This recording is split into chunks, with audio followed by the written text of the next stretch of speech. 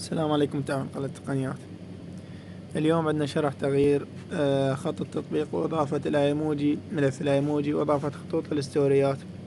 طبعا هذا الشرح نفسه راح يطبق على الإصدار الجديد من هون. هذا إصدار 1.6 مثل ما جاي تشوفون جوا. المهم ندخل على الخيار الثالث اللي هو الثيمات. طبعا هو الشرح سهل لكن الأغلبية جاي يعانون، يجون من التليجرام. تغيير الايموجي، اول شي نروح لهذا الخيار اللي هو ايموجي تايب، نضغط عليه. نضغط على ثاني خيار اللي ظاهر لنا هنا from local storage، راح يحولنا الملفات. نضغط على اسم الجهاز هنا. بعد هون نروح الملف اسمه داونلود اللي هو التنزيلات، نضغط عليه. تضغطون على ملف التليجرام اللي حفظتوا به مسبقا، حفظتوا به ملف الايموجيات والخطوط، نضغط عليه.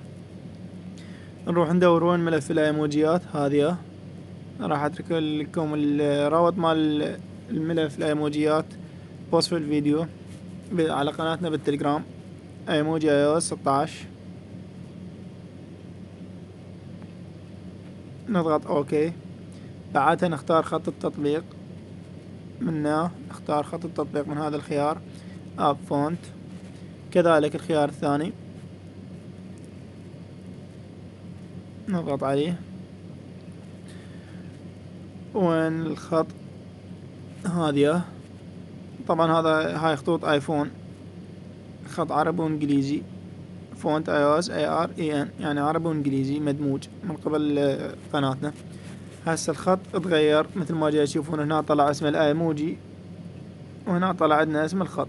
يعني شنو تغيرن؟ هسه شنو نضيف الخطوط للستوريات عن طريق هذا الخيار Edit Story Font، نضغط عليه. نختار الخيار الاول، نفس الموضوع راح ينقلنا الملفات، نظل ضاغطين على الملفات الخطوط. بالمناسبة هاي الخطوط مال الايفون كلها راح تلقونها قناتنا على التليجرام.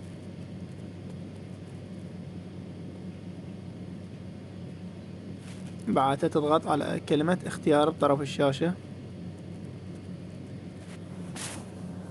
شوية التطبيق راح يعلق على عدد الخطوط. هسه انا اختارت خطوط قليلة لذلك ما علق التطبيق. نضغط اوكي. انضافت عندنا الخطوط مثل ما جاي تشوفون. نرست التطبيق، نرست يعني نزيل التطبيق من التطبيقات الحالية الأخيرة. نرجع ندخل إليه.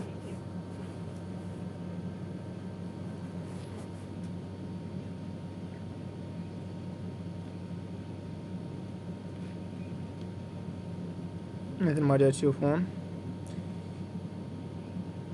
نشوف أي صورة. ندخل للتعليقات، خط آيفون،